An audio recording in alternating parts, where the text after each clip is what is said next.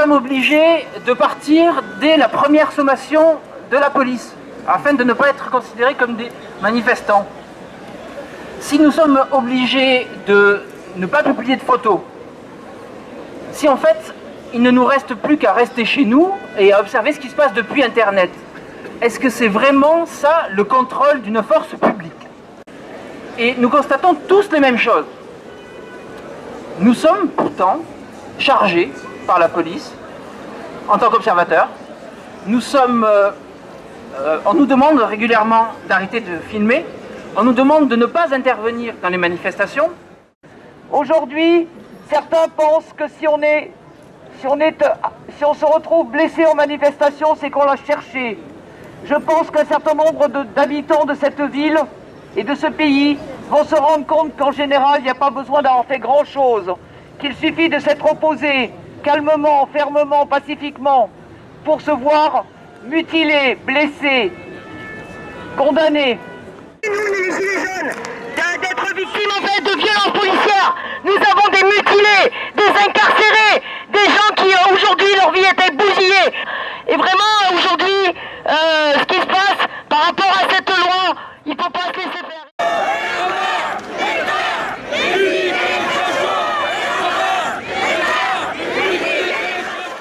On est très heureux de voir autant de monde ce soir, parce qu'il est temps qu'on sorte du cauchemar éveillé dans lequel on vit, celle d'un État de plus en plus répressif, de plus en plus violent, de plus en plus autoritaire, et celle d'une police qui fait peur.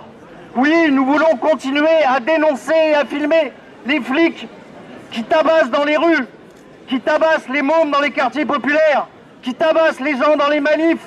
Soit nous défendons notre liberté ici et maintenant, soit nous allons rentrer dans une société où nous n'aurons droit qu'à une chose: consommer, travailler et fermer notre gueule.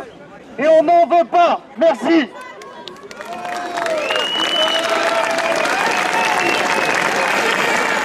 Police nationale, milice du capital. Police nationale, milice du capital.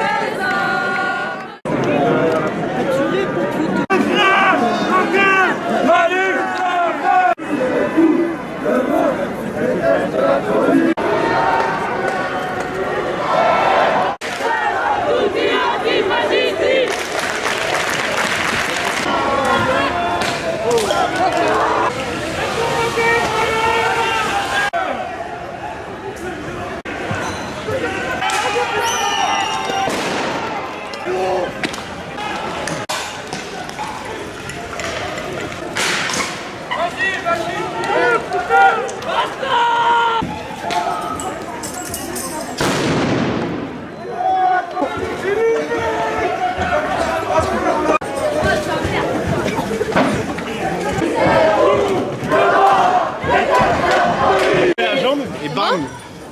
C'est ça!